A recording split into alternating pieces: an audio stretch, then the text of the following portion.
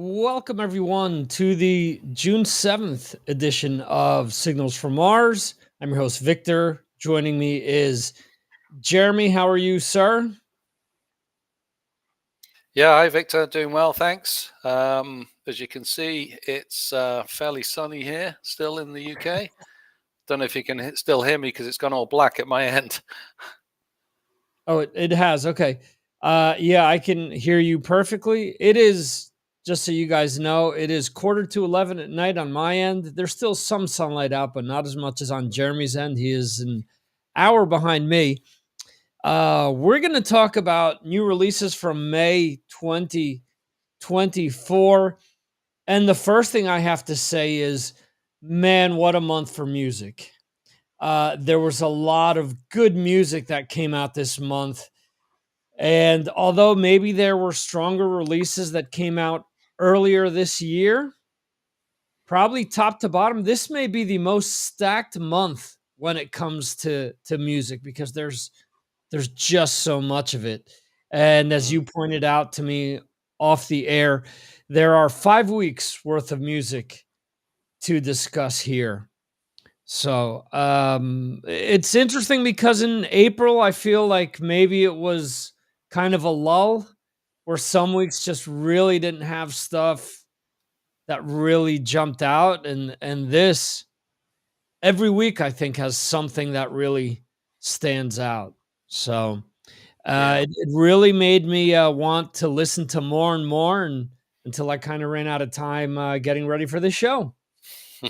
So, all right, so May 3rd, it's interesting because, we're gonna run into holidays in Europe and in the US, which is gonna give us some shorter weeks for releases. May 3rd was one of them, where we had new albums from Sound of Thunder, FM, Doth,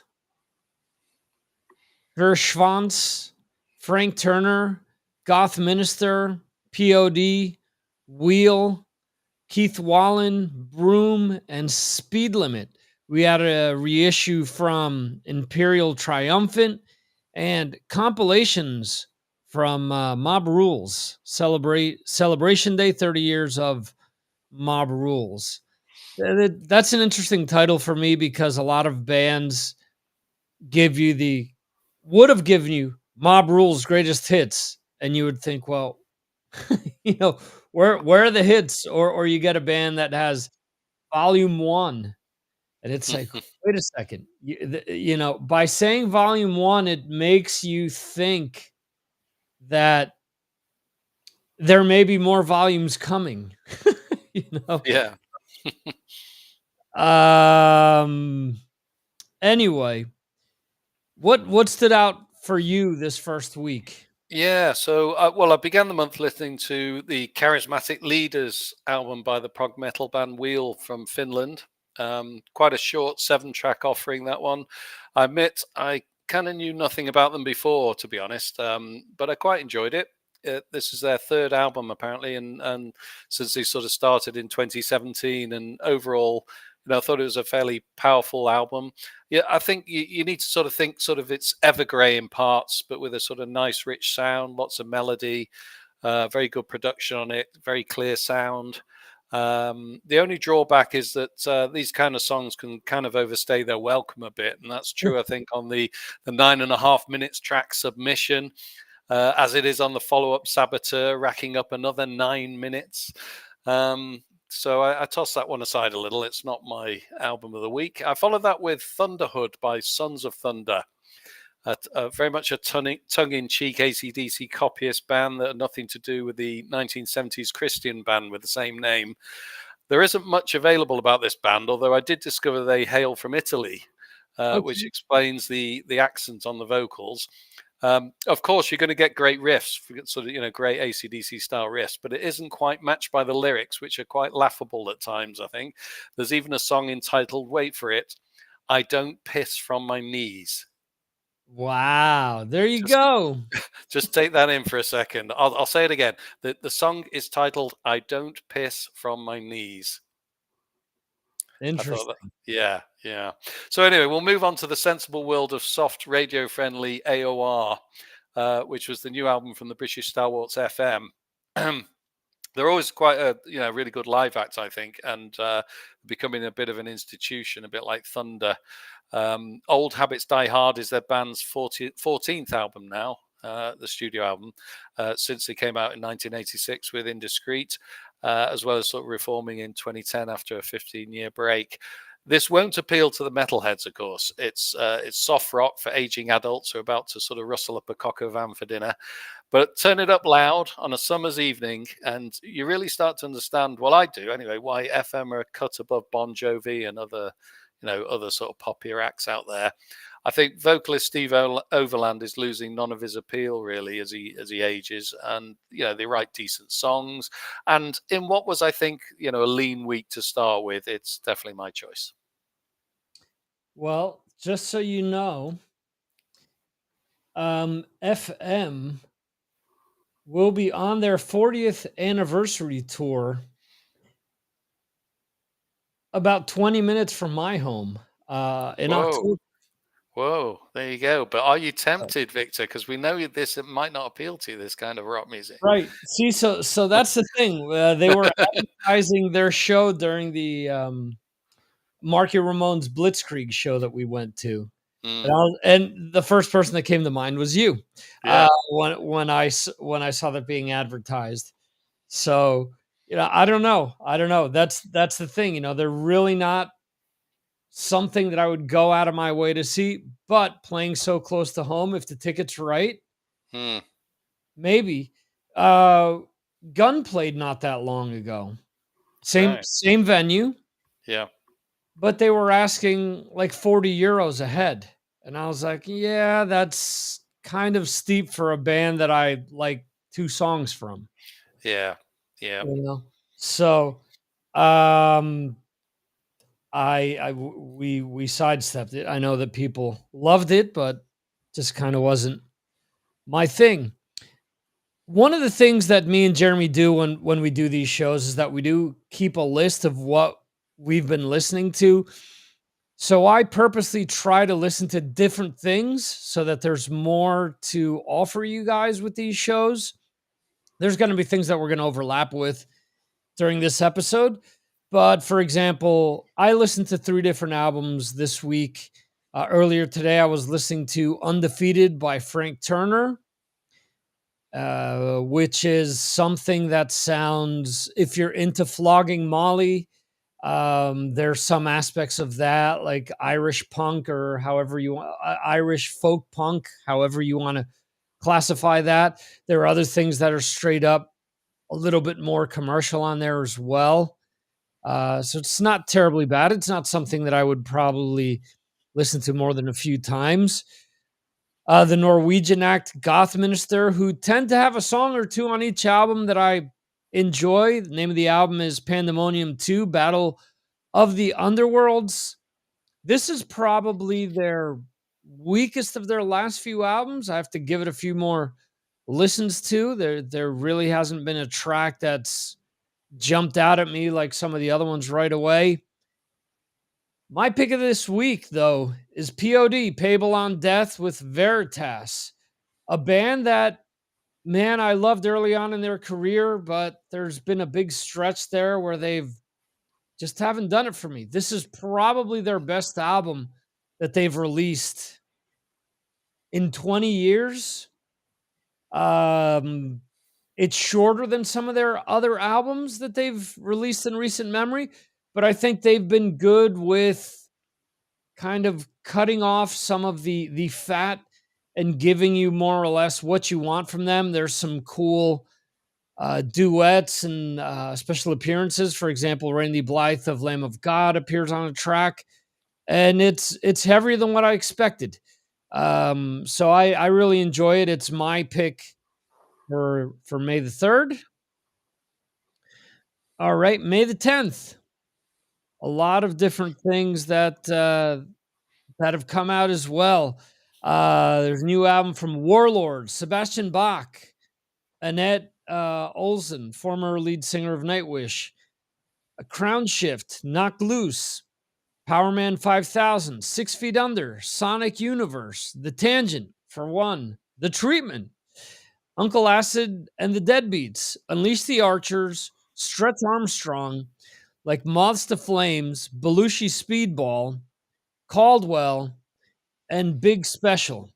EPs from, and this is seems to be a split from um Lanzerath and Shroud of Despondency. All right.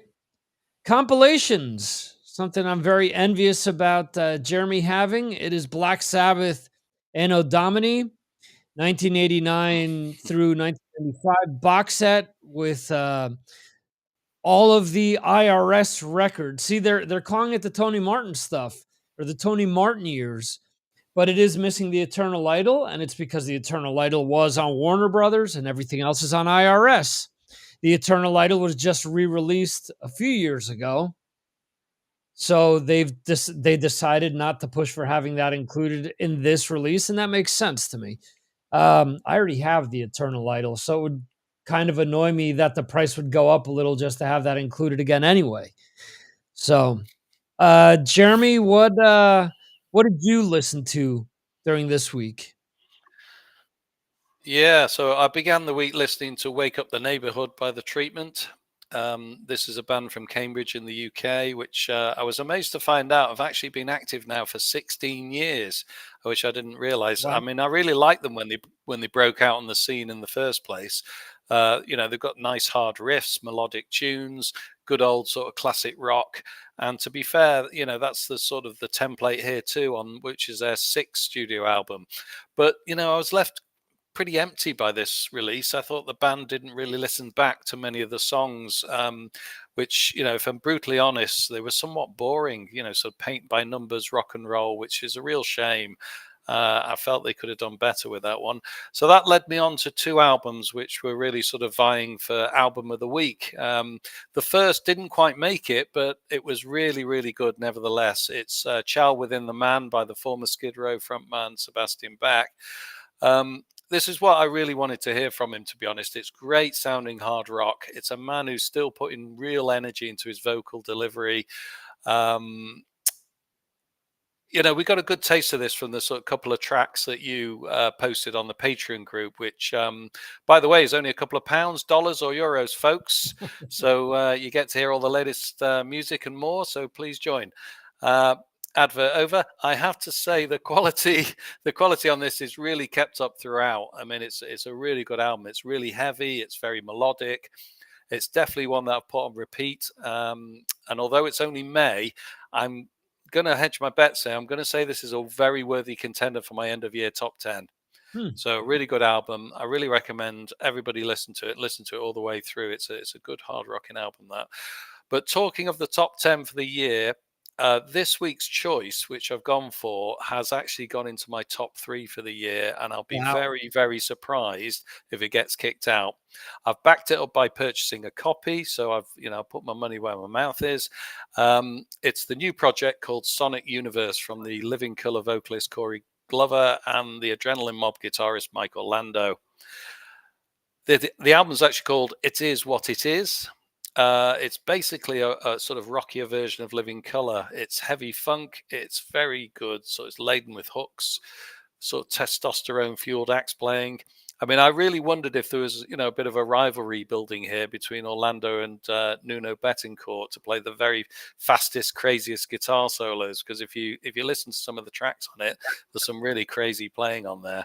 But that side, it's really good. Glover's vocals haven't aged at all. Really suited to this type of music as well. Every one of the 10 songs is really expertly crafted. We're taking on a real journey with this one, that real craftsmanship on offer here. Orlando's brilliant. Glover's brilliant. It's, I'd call it musical expertise. I'm really raving about this album. It's a really richly rewarding listen. And of course, it's my album of the week. Oh man, this is going to be one of these times this year where we're going to have differing opinions on an album. Right. Okay. That's great. All right. So, okay. So let me handle this way. Sebastian Bach, I listened to The Child Within the Man, one of the ones where we overlap on. I thought that the album was good, but kind of towards the end, it got kind of too formulaic, kind of too like nothing new. And that's not a bad thing because you're getting probably exactly what you want, but I wanted something a little more. Like you look at someone like a Stephen Piercy with his last few albums. Sure, he's not doing anything really out of his wheelhouse, but every album has like 4 or 5 songs where you think, yeah, that's going in my playlist. Mm. That's going to be one of those songs that I'm going to remember this year by. One of those things. And although the songs are good, I can't find to me it just kind of didn't sit that way with me. What else did I listen to here? Uncle Acid and the Deadbeats. This is the album is Nellora Blue. If you're Italian, you'll understand a lot of this album because it's a lot of it's 19 tracks, a lot of instrumental music. I recall there being only one track with actual vocals. There are interludes with people speaking Italian. Mm. So that's why I bring up the Italian aspect. Unleash the Archers, Phantoma. I listened to that. Solid release. It's really much on par with what to expect from that band. Sonic Universe, for me, was a letdown. Why? No, Um, go on. Yeah, I'm interested. because what label is this on? This is on Ear Music. Okay. Mm. This felt like a Frontiers project Okay. where, to me, where somebody paid Corey Glover and said, okay, we can't get Living Color, but I want you to make a Living Color album. Mike Orlando does the Vernon Reid part excellently, but there's just something missing that just doesn't quite get it to Living Color level for me. And I kept thinking about the Ultraphonic album that Corey Glover did with George Lynch, where Corey's vocals are excellent on this. But again, I listen to this and I instantly want to turn on Living Color Right. because Okay. it's almost like when Rob Halford and Judas Priest were separate, and it made you with some of his release, some of his solo releases made me want to listen to that. Also made me want to listen to Priest. But there are other albums that made me want to listen to older Priest because it just didn't reach where I wanted it to go. That Second Fight album, for example. This is kind of the same thing for me, where Sonic Universe just makes me want a new Living Color album. Is what it does. That's just my strange taste. And I'm not going to dissuade anyone from listening to Jeremy's opinion and checking the album out, and then they can decide Mm. what they think about it themselves. Uh, my selection for this week is similar to what I said with the POV for the previous month. It is Power Man 5000 with Abandoned Ship. Mm. Power Man 5000, when they're on, they're great. Mm. For me, I love them. I love their mix of riffs and industrial hard rock and metal and melodies, and it just does it for me. And again, this is probably their best album since the late 90s, only because you can listen to it front to back and each song is good, as opposed to there just being 1 or 2 tracks that are great and then everything else is just kind of just there. So cool. All right. So real quickly here, your take on the Black Sabbath box set. Have you gotten a chance to listen to it yet? No, because it hasn't arrived yet. Of course, I Oh, ordered it. okay. I ordered it from one of the biggest online retailers in the universe, and of course they tell me it's going to come either between now and early July. So Wow. so I'm going to wait around for it. But who cares? I got it at a decent price for the vinyl, and I've Yeah. tried to avoid listening to it online as well until I get it, because I want to put the Yeah. records on and give them a good spin. So It's yeah, not on Apple Music, so I haven't been able to listen to it yet. okay, I know it's on Spotify, but I haven't looked for it. yeah. Um, so the price that you sent me was for the vinyl? It was. That was for the vinyl, and that was free delivery. So, Wow. yeah, that's really good, isn't it? Yeah. I don't know whether that's because there's a delay on it or because we're in the UK, and it's a British sort of release. Maybe that. Could be. But yeah, we're doing well with that, because I thought that was pretty good. Just to tell the viewers, it was 89.99, which I paid for it. I think that's the cheapest you can get the vinyl anywhere. That's the cheapest price that I've seen it on the mainland in Europe. It's 120 euros, which I Yeah. don't know with the exchange. I think it'd be Um, more in pounds, definitely more than £90, I think. Yeah. yeah, yeah, Uh, yeah. That's what I thought. Let me see. yeah. Just to bore people, let's see what the exchange rate is. Okay. 120 euros is 102 pounds. Yeah. So let's flip this around. You paid roughly 90. Yeah. So it is 105 euros. There you Hmm. go. What Yeah. is 21% on that? And great to get it free delivery as well. I mean, I didn't have to be a member of this international organization, which we all know about, and I'm not going to give them free advertising. Yeah, yeah. but I'm not a PRIME member. But so yeah, I was pleased with, you don't have to pay for the packaging as well, for the delivery. So yeah, Well, from that same service here, it's listed as the vinyl not being delivered until July. right, Yeah. yeah. So they've obviously got some delays on it, but I'm happy with that, because I don't need to hear it straight away. It's not a new release; it's all old Right. stuff, and I'm going to be around for a long time, so I'm going to listen to it at my will. So it's fine. I, yeah, The only thing that I've heard is they released Anno Mundi, yeah, um, Evil Eye, yeah. and Get a Grip. And I know people are making a big deal out of, oh my God, this sounds so much more like Sabbath to me now because the guitars are all, excuse me, the guitars are all the way up in the front. Mm, And it's this and it's that. And there was just a misconception with Forbidden, I think, from the start. I've said this many times that there are songs off of there that had Ronnie James Dio or Ozzy recorded that would have been considered classics. mm, So that's mm, just my opinion. Anyway, yeah, moving on here.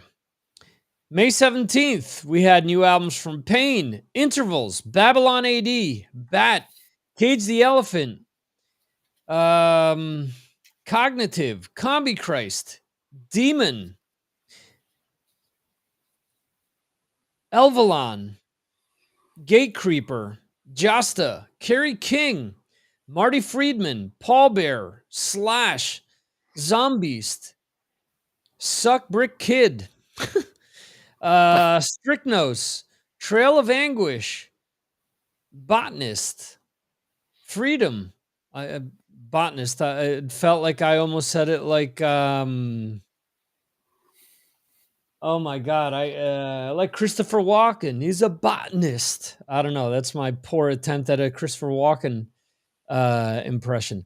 Freedom, Godin, Duft, Ancient Settlers. Live albums from Ginger and Shark Island. All right, Jeremy, what was your fancy for this week? I pray to God that there isn't a month where you actually send me a message to say, I can't do this. You're going to have to read out all the names. I've got a sore throat or something. And Soon, then I've got, and then I've got that job of pronouncing them all. Anyway, this week, I gave the new Slash album the once over. Of course, I did. This is his blues offering. He's gone back to having a guest star on every song, much like the eponymous solo he released in 2010, which was a rockier version. This one's called Orgy of the Damned. It has a really good cover on it. Of course, the guitar playing is expert, and the guests all help out in one way or another with the vocals. But for me, there's something very missing from this. Slash to me doesn't have the feel of a real blues man. Or even a rocker who turns to the blues. I mean, he's no Gary Moore. He's certainly no Buddy Guy or Albert King. It's fine though, he's Slash, but it's just somewhat soulless for me. And anyone who really gets the blues know it comes from the soul, and it just isn't on this. And I didn't really want to go back to listen to it very much. So, in what I would class as a bit of a lean week for me personally, I've opted for the new album by the British stalwarts Demon. It's called Invincible. It's their 14th studio release, but only the second in a decade. And this is a band I remember actually back in the day, 1981. They released Night of the Demon. They were sort of a melodic old school metal band that on reflection were actually okay. But I probably didn't give them as much time then. They were sort of dealt a bad hand, I guess, by the sort of the rise of the new Wobham. They lack the punch of the other bands, but this album sort of follows other great releases this year from old school British acts, Lionheart, Praying Mantis, and it shows the power of really good songwriting and good production as well. And dare I say it, it marks a little bit of a renaissance for sort of UK hard rock that I'm guessing will be capped off by Deep Purple's new album later this year. So I must admit, at first I was put off slightly by the original vocalist Dave Hill's aging voice. It even sounds, and I don't wish this to mean sort of bad on him, but it does sound as if he's had a stroke or something, because he's sort of slurring his words a bit. But I couldn't help turning up the songs like Face the Master and Break the Spell. This was a really enjoyable listen. I really dig this album, and it was a really worthy album of the week. Okay, I'm going to give you some homework because there's something that came out this week that I'm surprised you didn't jump on. Okay. And I'll mention it in a second. Okay. All right. So I listened to I Am Out by Pain. It's okay. Album is kind of samey all the way through. The album Under the Crooked Claw by Bat. It is the side project from a few of the members of Municipal Waste. Not bad. I know that on Patreon, people weren't into the vocals. It is kind of vocals are somewhere between guttural and Lemmy-ish. The music is pretty cool. Combi Christ released a double album, which is CMB CRST, which is pretty much pronounced Combi Christ. Again, okay, just a bit long for it being a double album. The second album is more or less a instrumental. Let's see, Paul Bearer, Mind Burns Alive. I believe this only has 7 tracks and it's close to an hour long. It is what you would expect from Paul Bearer. It's got some pretty interesting stuff on it. The one I posted one of the singles on Patreon and people seem to enjoy it. It was different than what they expected. If you haven't heard them before, they mix melodies with doomy sludge metal. So it's an interesting mix. You have to be in for the long haul, though. Like I said, it's 7 songs, I believe, and it's like 50 some odd minutes. So each track is really long. A lot of instrumentation going on there. I didn't get a chance to listen to the Slash yet, but I think based on the singles, you used a specific phrase, no soul. It's kind of what I got out of it. I'm not the hugest blues guy, but when you hear blues done right, you feel it, as you mentioned, even with rock bands that do the blues. And this to me is just I mentioned on Patreon, it's just very homogenized, very overproduced and compressed, and not taking anything away from the musicians, but I think had they have produced it in an old feel, it would have gone over better. And there's just some songs that the originals are timeless and there's no reason to cover them. Yeah. So there's that. Papa Was a Rolling Stone, for example. Let's see. So there were 3 excellent albums that came out this week.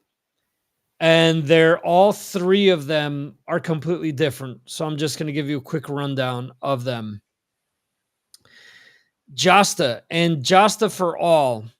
It is from the team that put together that has done the last few Jamie Josta albums. They did the Corpse Grinder album and they've done the Dee Snider solo albums. It is Jamie Josta mixing his brand of hardcore metal with thrash metal, and it sounds really cool. So if you're a thrash metal person and want to listen to something different, check this out. I know a lot of people are probably listening to the Kerry King. Sure. Well, we know that Ed Ferguson is listening to that, and he's going to give us a review of that shortly. My homework to you: Rome wasn't built in a day by Babylon AD.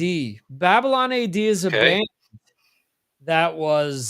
that kind of came out, got MTV airplay like Little Caesar, like a few other bands towards the tail end of the original run of Headbangers Ball. I started listening to this, one of the last things that I listened to today, and was thoroughly impressed. If you're Mm. looking for something in the vein of LA Guns, Guns N' Roses, dirty, sleazy hard rock from late 80s, early 90s, check this album out. I'm sure if you listen to this, Jeremy, I mean, I could be wrong here. You could listen to it and say, oh, it's a stinker. But I do think it's worth your while to check out. I think that it's got a lot Okay. that you'll probably enjoy. I'm going to listen to that, definitely. Yeah. But my album of this week is Heart of Darkness by Zombies. It's funny because I kept thinking of a comment that Anthony Mackie made when I posted the either the first or second single off of this, because the vocals are very reminiscent of Glenn Danzig's vocals. And he said something to the extent of, "Oh, okay, he's doing the Danzig thing. He's going to stick with that, huh?" And he sticks with it throughout the entire album. This is their first album in over a decade, and I'm into those styles of vocals. I'm into the uh, dark, gothic, over the top, heavy or doominess of the album, and I really enjoyed it. I was surprised. I think it's great. I mean, it could end up on my top 10 at the end of the year. I'm that convinced. So, all right, on the 24th of May, this is Memorial Day weekend for a lot of people. And let's see, it's a short week. I had the albums from Caspian, Rotting Christ, Summoner Circle, Veil of Nath. I'm assuming that first P is silent. Mortal Wound, Sound and Shape, Terra Maze, Evil Dead, and Night Laser. So there were only a few things that were released, and we overlapped with a bunch of them here. Jeremy, what poison did you pick this week?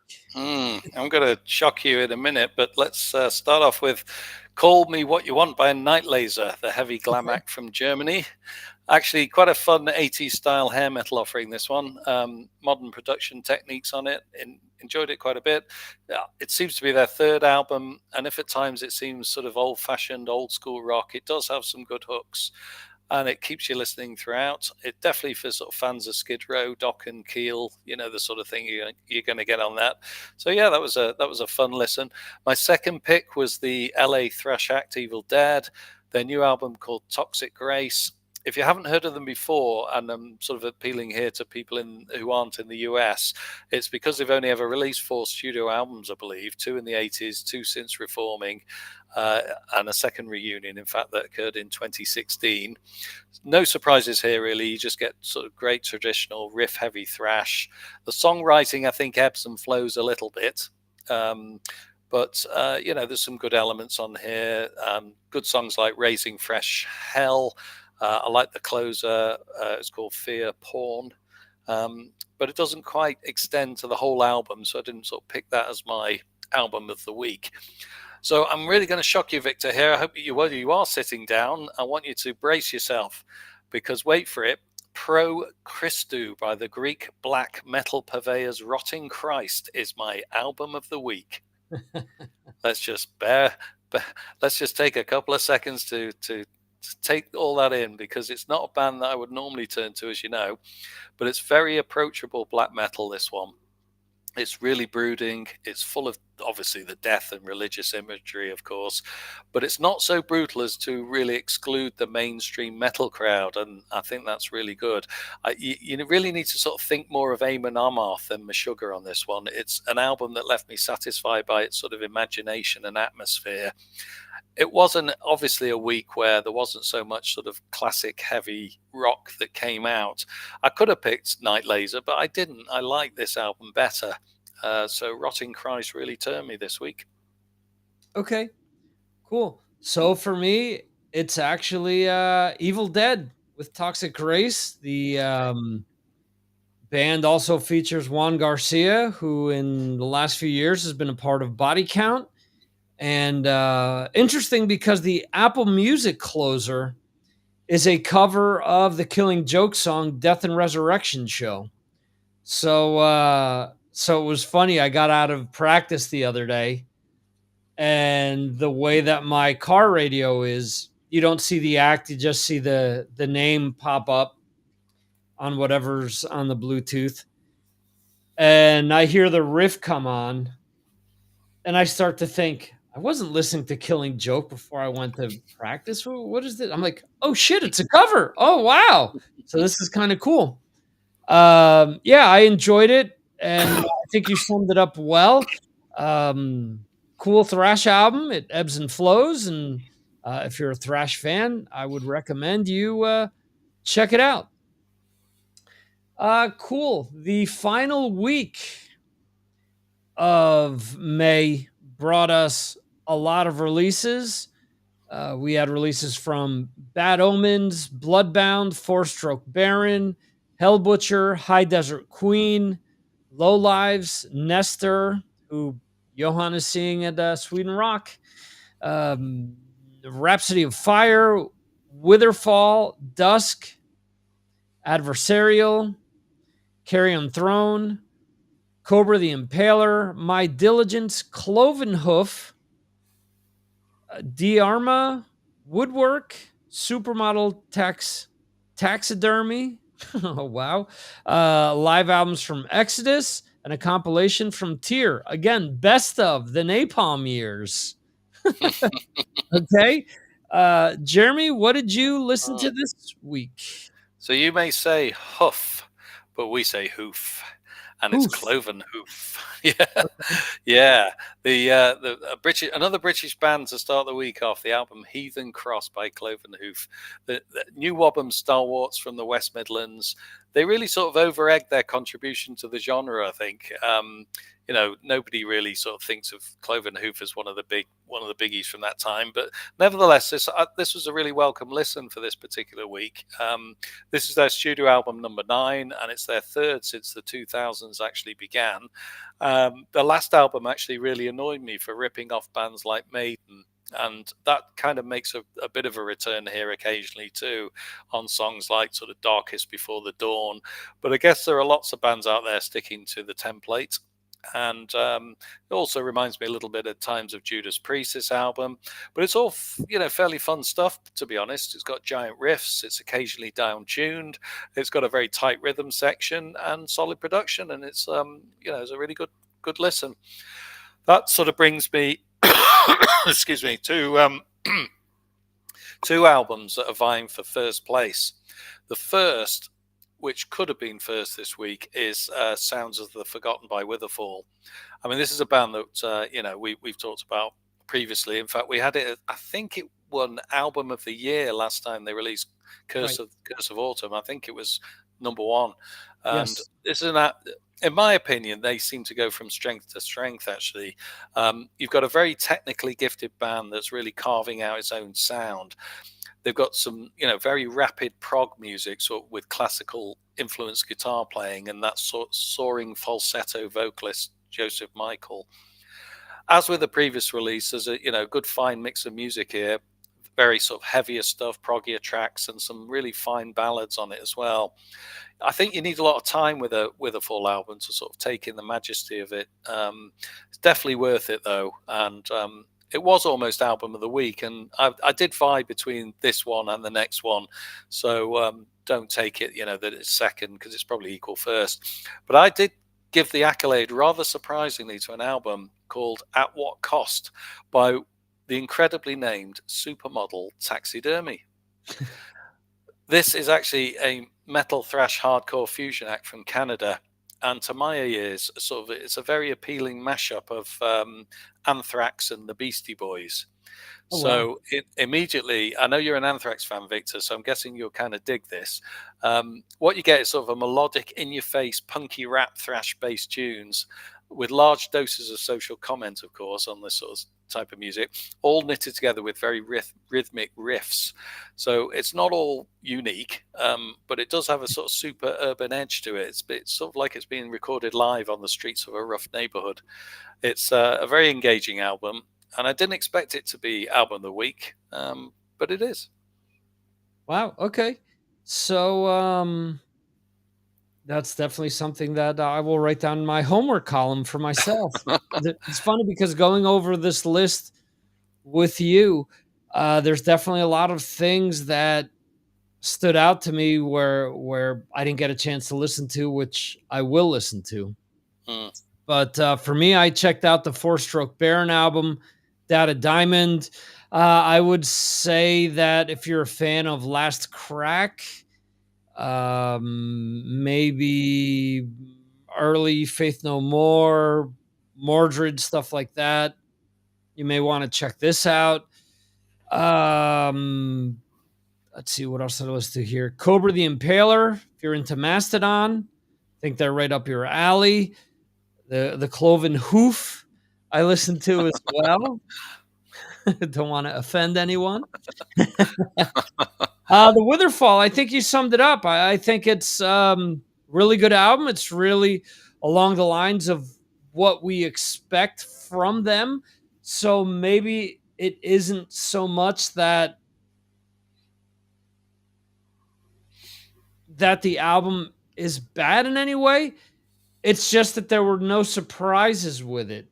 Whereas for me, when I listened to the Palm Reader from High Desert Queen, it stood out to me and it surprised me. So that kind of captured my interest this week.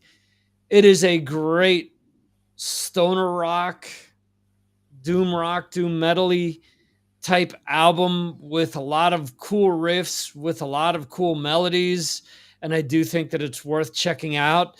I've made it a point to mention several albums each week because of what you're saying. There are a lot of things that have been close to a first, a close second where it was, one nudged out the other one by an eyelash, basically. so, so yeah, cool. I mean, it definitely gives us a lot of stuff to check out. All of you lazy listeners that come here to check out what we recommend. Quickly here, let's just go over these. On the third, what was your recommendation, Jeremy? Oh, now you're asking me. I'll have to go back and have a look. I can't remember. May the 3rd, I went for FM. Oh, okay, that's right. FM, and I went with POD on the 10th. So that was Sonic Universe for me. Okay, it was Power Man 5000 Abandoned Ship for me. On the 17th, Yeah, so I went for Demon, didn't I, that week? Yeah.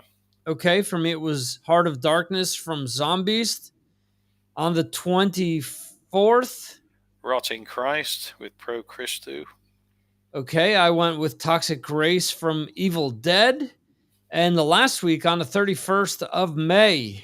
At What Cost by Supermodel Taxidermy.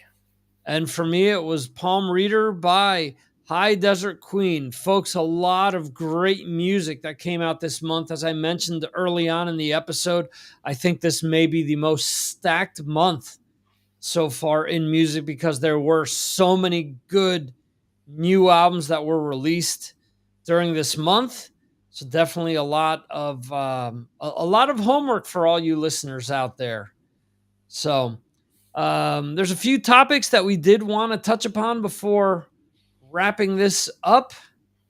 And a little over a week ago, there were rumors that started to come out that Motley Crue Hmm. may actually not be satisfied with John Five. I've heard other rumors where John Five wasn't happy with the band, that he wasn't happy with their shenanigans, so on and so forth, and that they've reached out to Mick Mars to come back to the band. Mm. This is a rumor. And I know that Chris Aiken from the Classic Metal Show, amongst other shows, he's part of a few different shows, has stressed that he mentioned this on one of his shows and that it's strictly a rumor, but it comes from a reliable source within Motley Crue's camp, apparently. So I personally think that unless they're not getting offers for shows or not getting the big money that they were before, that I can't see the validity of this rumor.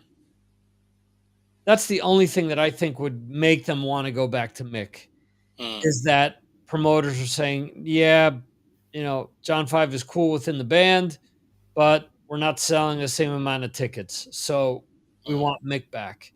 Honestly, I would see them probably go for a DJ Ashba or somebody like that before they would go back to Mick, honestly. Someone else that's younger that they're going to have, um, that they're not going to have the same types of issues that they may have had with Mick. Jeremy, what do you think? Mm. I think you've picked up on probably the main thing there.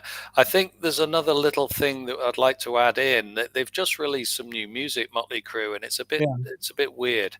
It's a bit non-Motley Crue, and I'm just wondering whether the band are thinking this isn't quite what we want. This isn't what we're aiming for, and maybe they're thinking, well, Mick comes in and gives us these riffs, and we go back to producing a little bit of the old Motley Crue type output. That's another reason that he might want to be brought back into the fold. I mean, let's face it, Mick's brought out his own album this year, and it's Mhm. it's pretty decent. Motley Crue's single, do you think that's on the same level? I'm not so sure. I know there's a lot of people who like it, Mhm. and it's a bit different, which isn't too bad. But for me, it wasn't Motley Crue. So that's one reason, and I guess I agree with you. I think it's his name, and he's a guy who sort of links it all together. When I saw them live, he was doing a lot of the donkey work on stage, obviously being the guitarist, and I just feel that they're a better band with him in. Whether he'll want to do it again, I don't know. I mean, apart from all the illnesses that he's got, with his back and what have you, where he can't necessarily perform on stage regularly, that's a big issue, I think, for him. So we're not dealing with an ordinary guy who's well. Difficult thing. It's probably just a rumor, but hey, there may be something to it. Yeah, the other thing to consider too is that he's come out and said that I believe that outside of New Tattoo, that he really hadn't played on an album beginning to end since the self-titled album with John Corabi.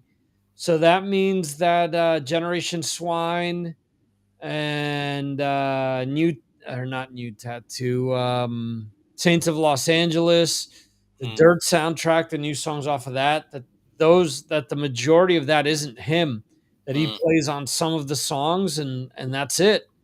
So, and I mean, for all accounts with the new stuff off the Dirt, that was already John 5 anyway.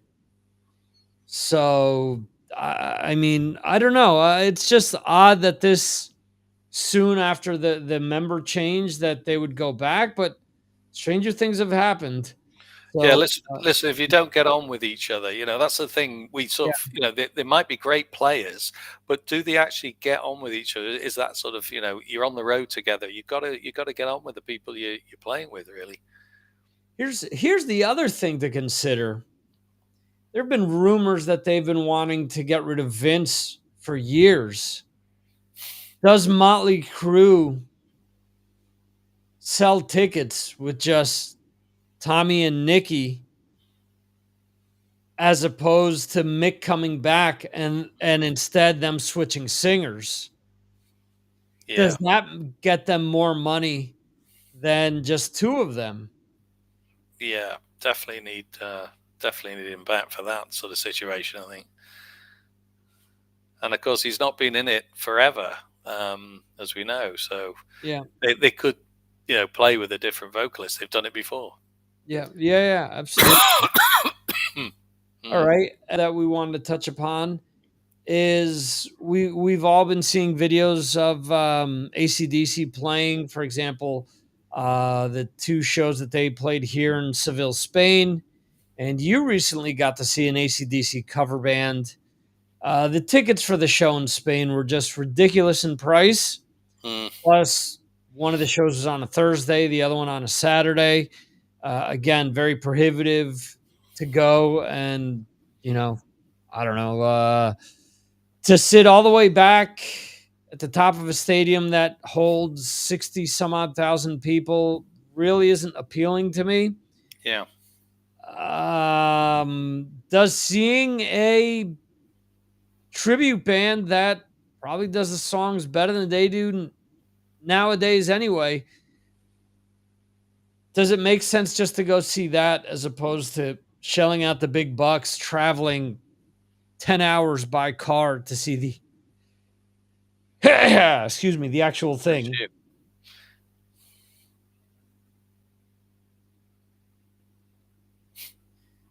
Mm. Excuse me.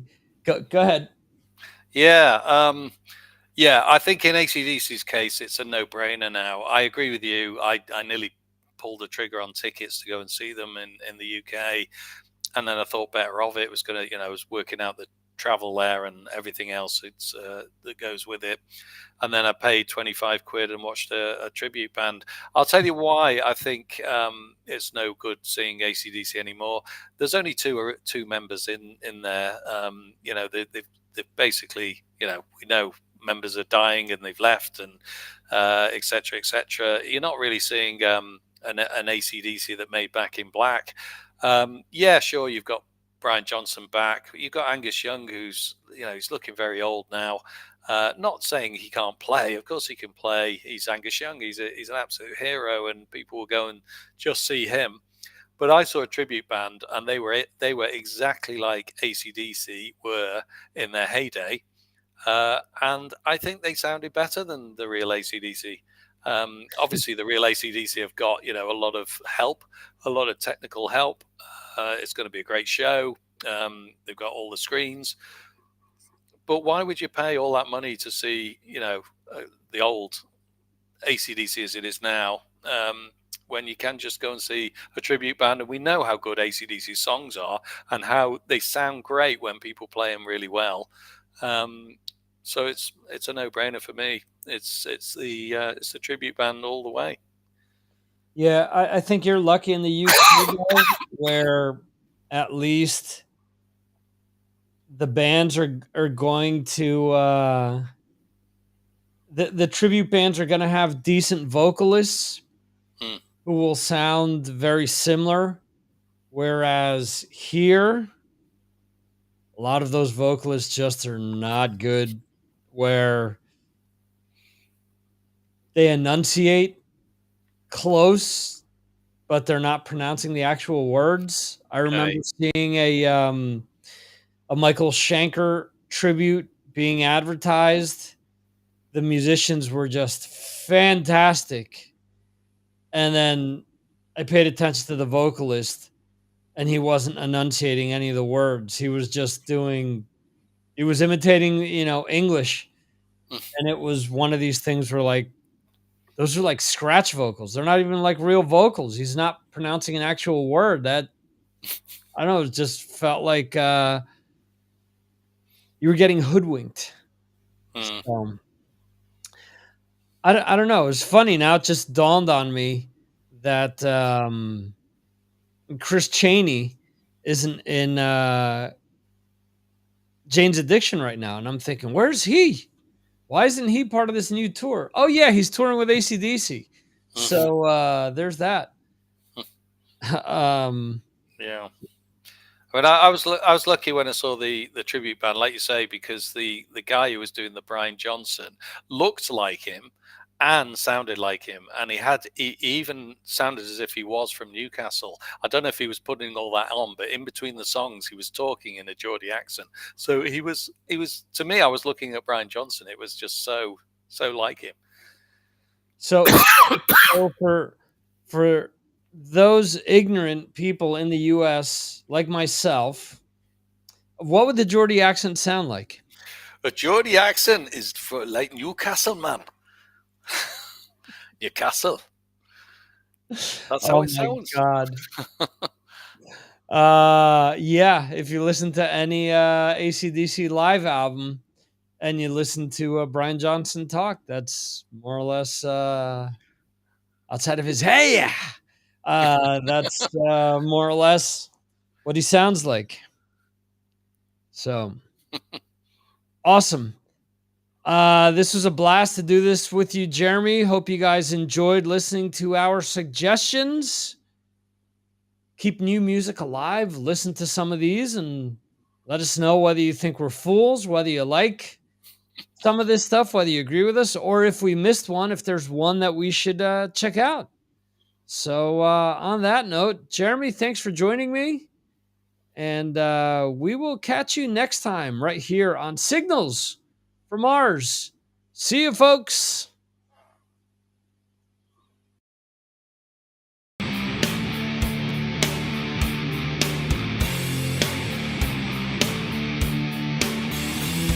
Thank you for watching the Signals from Mars live stream.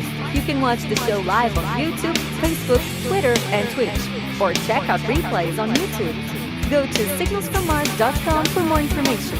This concludes our show.